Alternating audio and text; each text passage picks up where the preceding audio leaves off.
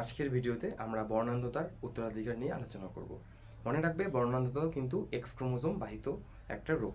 কারণ মানে এর যে আমাদের বর্ণান্ধতা হওয়ার কারণ কি? কারণ আমাদের এক্স ক্রোমোজোমের মধ্যে থাকা জিনটা নষ্ট হয়ে গেছে, ঠিক আছে?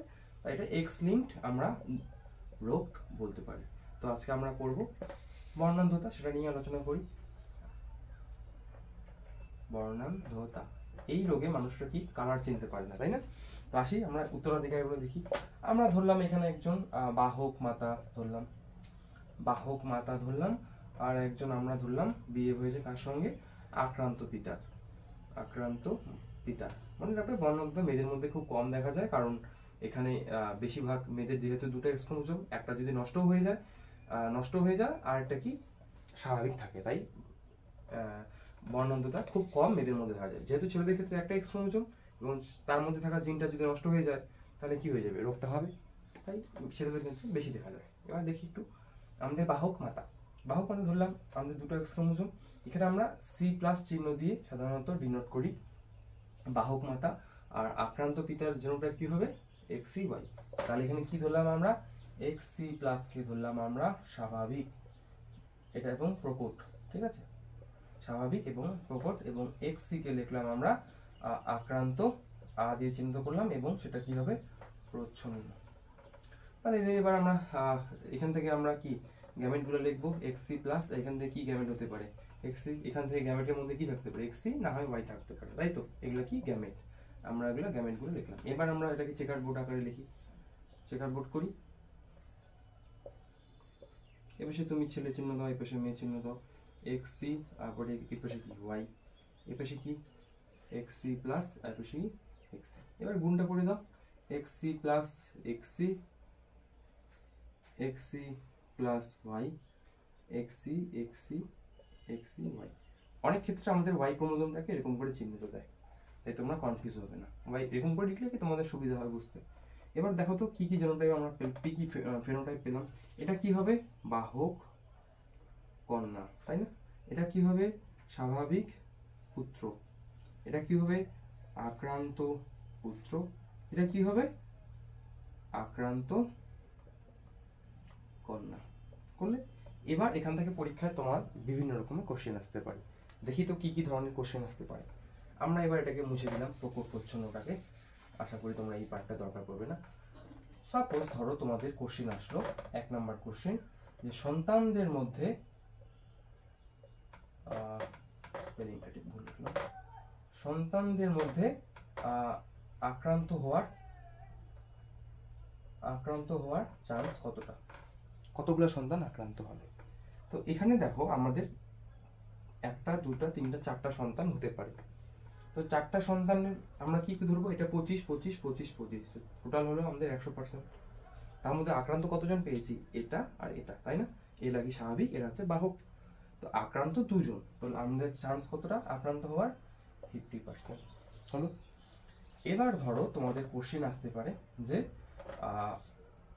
পুত্র সন্তান আক্রান্ত হওয়ার চান্স কতটা? এবার পুত্র সন্তান কয়জন আছে? দুজন। এবার আমরা এই দুজনকেই 100% ধরবো। তাহলে কি এখানে 50%, এখানে 50%।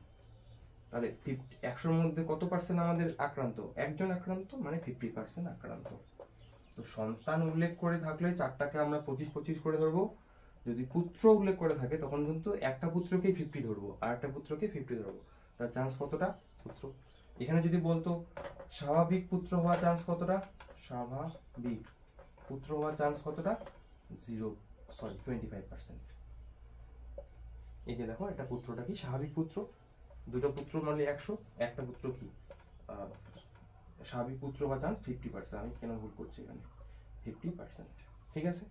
এবার যদি আমরা কোশ্চেন মধ্যে বিভিন্নভাবে থাকতে পারে, ধরে নিলাম আমরা বাহক কন্যা হওয়ার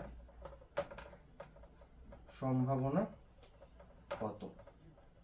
দুটো কন্যা মিলে 100%, একজন কন্যা কি বাহক, একজন কি আক্রান্ত, তাহলে কত হবে? 50% কন্যাদের মধ্যে আমাদের বাহক হবে, ঠিক আছে? এবার যদি কোশ্চেন আসে আক্রান্ত কন্যা কতজন হতে পারে? এখানে দুজন কন্যা মিলে কি 100%, একজন আক্রান্ত আছে 50% হবে আক্রান্ত। যদি বলতো স্বাভাবিক কন্যা হওয়ার চান্স কত? স্বাভাবিক কন্যা আছে কি? স্বাভাবিক কন্যা নেই, 0%। তো তোমাদের কিন্তু এভাবে করতে হবে। এবার এটা কিন্তু চেঞ্জ করতে পারি। আমি এখানে বাহক মাতা আক্রান্ত পিতা দিয়ে করেছি, পরীক্ষা অন্য কিছু আসতে পারে। এখানে আসতে পারে যে আক্রান্ত মাতা, আর হচ্ছে আমাদের কি আসতে পারে, আসলো আক্রান্ত মাতা আসতে পারে, আর কি আসতে পারে, স্বাভাবিক পিতা আসতে পারে। ধরলাম আমি স্বাভাবিক পিতা, তাহলে কি এটা হবে এক্সি প্লাস, তাহলে এটা এক্সি প্লাস হয়ে যাবে। এখানে কি এক্স আক্রান্ত মাতা বলছি, দুটোই এক্সি এক্সি হয়ে যাবে, এক্সি এক্সি জাস্ট চেঞ্জ করে দাও এখানে এক্সি এক্সি, এক্সি প্লাস ওয়াই। এবার আমরা এই জায়গাটা আবার করি, কি হতে পারে তাহলে প্রবাবিলিটি। এবার দেখি পরীক্ষায় বিভিন্নভাবে দেখতে পারে, আসতে পারে। তোমরা জাস্ট একটা চার্জ শিখে নাও, তাহলেই হয়ে গেল। এক্সি প্লাস এক্সি, এক্সি ওয়াই, এক্সি এক্সি প্লাস এক্সি ওয়াই। এটা কি হবে? বাহক কন্যা। এটা কি হয়ে যাবে? এটা কি হয়ে যাবে? আক্রান্ত পুত্র। এটা কি হবে? আক্রান্ত পুত্র। এটা কি হয়ে যাবে? বাহক কন্যা। এবার আমরা আসলে কোশ্চেন মধ্যে আক্রান্ত সন্তান হওয়ার, সন্তানদের মধ্যে আক্রান্ত হওয়ার সম্ভাবনা কত? কয়জন সন্তান আক্রান্ত? দুজন, 50% আমাদের হয়ে গেল। এবার দেখি পুত্র সন্তানদের মধ্যে আক্রান্ত হওয়ার সম্ভাবনা কত। পুত্র সন্তান বলছে, দুটো পুত্র সন্তান হয়েছে, দুজনই আক্রান্ত, তাহলে কত? 100%। 100% হয়ে যাবে আমাদের উত্তর। স্বাভাবিক সন্তান হওয়ার সম্ভাবনা কত? নেই, একজনও স্বাভাবিক নেই, তাই 0% হয়ে যাবে আমাদের উত্তর। বাহক কন্যা হওয়ার সম্ভাবনা কত? বাহক কন্যা বলছে, কিন্তু এখানে দুজন কন্যা আছে, তার মধ্যে দুজনই বাহক, তাহলে কি 100% বাহক কন্যা হওয়ার সম্ভাবনা আছে। আক্রান্ত কন্যা হওয়ার সম্ভাবনা কত? নেই, একজনও আক্রান্ত নেই, 0%। স্বাভাবিক কন্যা হওয়ার সম্ভাবনা কত? 0%।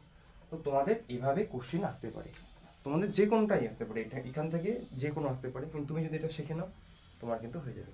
থ্যালাসেমিয়ার ক্ষেত্রে কিন্তু এরকম কন্যা পুত্র বলে হয় না। কেন? কারণ এখানে অটোজোমাল জিন, কন্যার মধ্যেও দুটো থাকবে, পুত্রর মধ্যেও সেম আমাদের জিন থাকবে, তাই সেখানে এরকম করে পুত্র কন্যা 50 100 এরকম করে আসবে না, ওখানে ওই 25 করে তোমাকে চারটাকে ধরতে থাকবে। তো আশা করি তোমাদের ভিডিওটি অনেক হেল্প করবে। যদি ভালো লাগে আমার চ্যানেলটি সাবস্ক্রাইব করবে এবং ভিডিওটিতে লাইক করবে এবং কমেন্ট করবে, জানাবে যদি তোমাদের কোনো কোয়ারি থাকে।